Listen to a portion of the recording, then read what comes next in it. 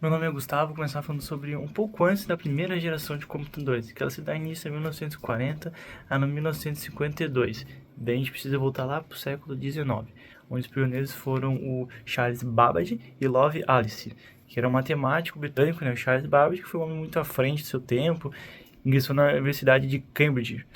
Em 82, Chart publicou um artigo sobre máquinas capazes de calcular funções complexas, trigonométricas e logaritmos de forma simples.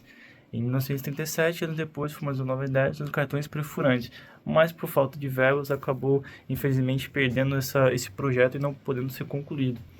Esse foi o cenário que mais conheceu Ada Lovelace, que ela também é filha do Byron, filha e poeta do Lord Byron, matemática a primeira, e ela foi eleita a primeira programadora em 1842. Ela produziu um artigo sobre máquinas analíticas que ela se fascinou pelo estudo do Charles Babbage. E ela teve esse legado porque ela foi a primeira programadora, embora a máquina nunca tinha sido realmente construída, devido à morte precoce dela aos 36 anos. Em 1941, 45, teve o avanço do século XX, né? Daí junto com, na Grã-Bretanha, com Alan Turing, para desenvolver a criptoanálise de códigos para interpretação da Segunda Guerra. Daí tiveram lá as bombas como, por exemplo, as máquinas Bomb e Colossus. Daí teve realmente a primeira geração em 1940 a 52. E teve computadores de válvulas eletrônicos. Teve o ENIAC, em 1946, previsto pelo exército dos Estados Unidos, foi o primeiro computador de propósito geral eletrônico. E mais futuramente teve o EDVAC, em 1954 a 51. Logo depois surgiu o EDVAC, projetado pela mesma equipe com colaboração brilhante de John von Neumann.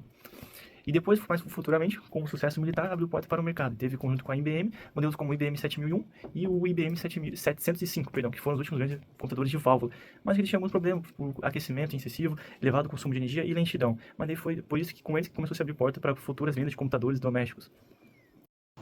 A segunda geração de computadores aconteceu entre 1955 a 1965. A principal inovação dessa fase foi a mudança de válvulas termoiônicas para os transitores, que diminuíram consideravelmente o tamanho dos computadores, a velocidade do processamento de dados e a dissipação de calor. Além dos transitores, foram introduzidos as novas memórias de núcleo magnético, substituindo os antigos tambores. Nessa fase, os computadores deixaram de ser somente para uso governamental e começaram a ser usados no setor comercial e industrial também.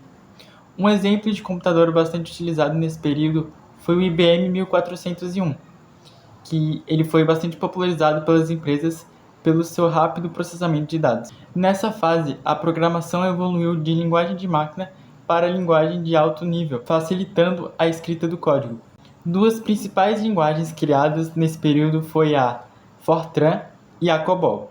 A linguagem de programação Fortran, lançada pela IBM em 1957, foi projetada especificamente para engenheiros e cientistas, utilizando uma síntese baseada em fórmulas álgebricas para realizar cálculos matemáticos e físicos de alta complexidade. Já o COBOL surgiu em 1959, priorizando uma estrutura descritiva baseada em inglês, para facilitar grandes volumes de processamento de dados comerciais e financeiros. E apesar de serem linguagens antigas, elas ainda são bastante usadas hoje em dia.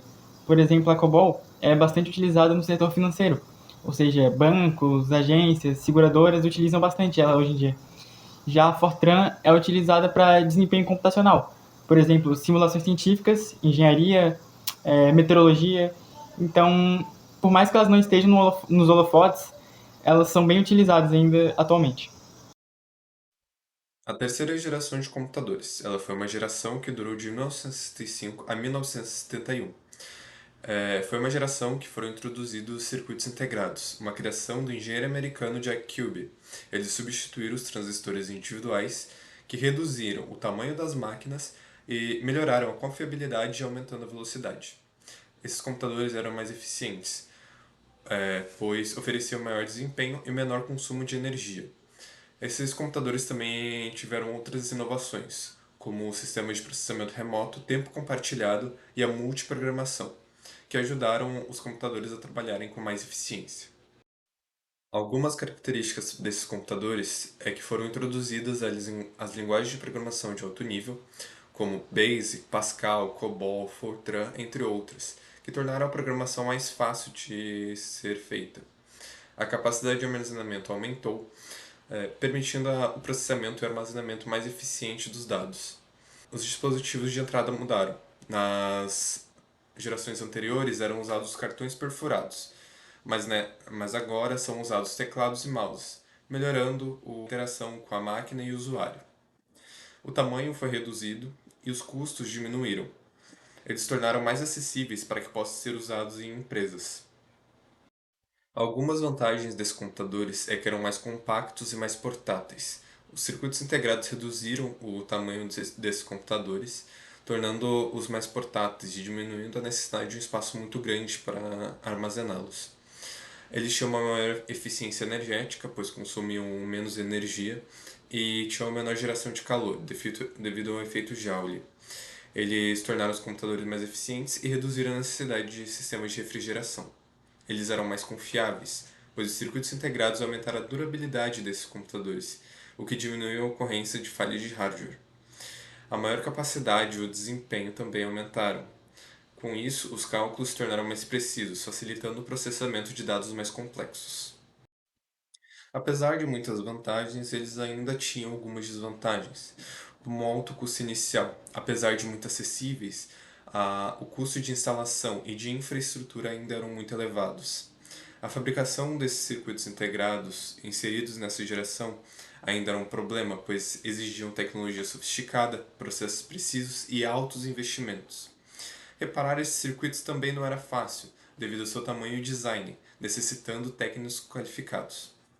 Esses computadores ainda exigiam ambientes controlados. Apesar da diminuição da necessidade de sistemas de refrigeração, esses ambientes ainda precisavam de ar-condicionado, pois esses computadores ainda podiam superaquecer.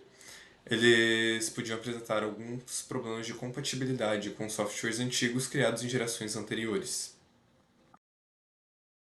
A quarta geração de computadores começou em 1971 e está até os dias atuais, foi marcada principalmente pelo surgimento do microprocessador. Diferente das gerações anteriores, onde os componentes eram grandes e separados, nessa geração ele passou a ser integrado dentro de um único chip. Isso fez com que os computadores se tornassem menores, mais rápidos e eficientes e reduzissem bastante o consumo de energia. Esse avanço tecnológico foi fundamental porque máquinas deixaram de ser gigantes usadas pelos governos e universidades, começaram a evoluir para equipamentos mais acessíveis para a população. E foi nessa geração que surgiram as bases de computação que usamos até hoje.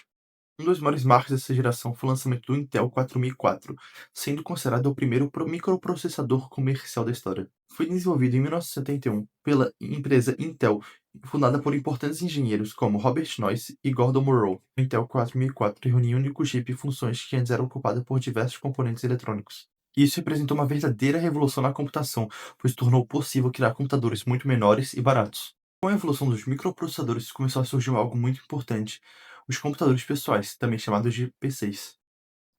Neste período, empresas como IBM e Apple tiveram grande influência na popularização de computadores. Um dos nomes mais importantes dessa transformação foi o cofundador da Apple, Steve Jobs. Junto com o engenheiro Steve Wozniak, ele ajudou a desenvolver computadores como o Apple II, lançado em 1977. A partir deste momento, computadores começaram a fazer parte do uso cotidiano das pessoas, transformando a forma como eles trabalhavam, estudavam e comunicavam-se.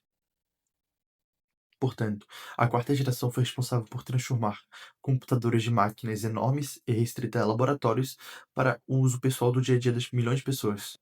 Esse avanço tecnológico abriu caminho para tecnologias que usamos atualmente, como, por exemplo, notebooks, smartphones e até a própria internet. Olá, eu sou o Davi e vou falar sobre a quinta geração dos computadores.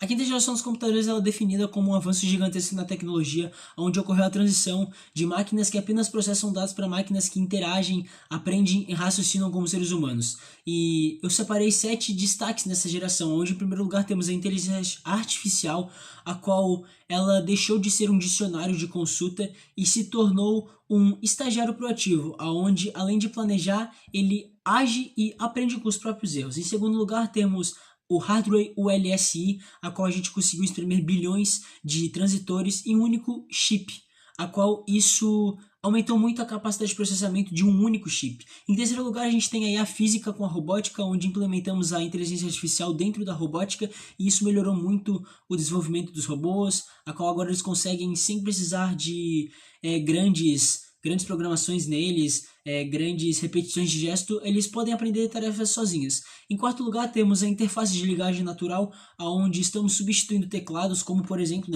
um exemplo básico, substituindo teclados por pela sua voz, onde você não precisa mais ficar digitando para pesquisar, é apenas falar que o sistema ele já reconhece sua voz e consegue traduzir a voz para texto.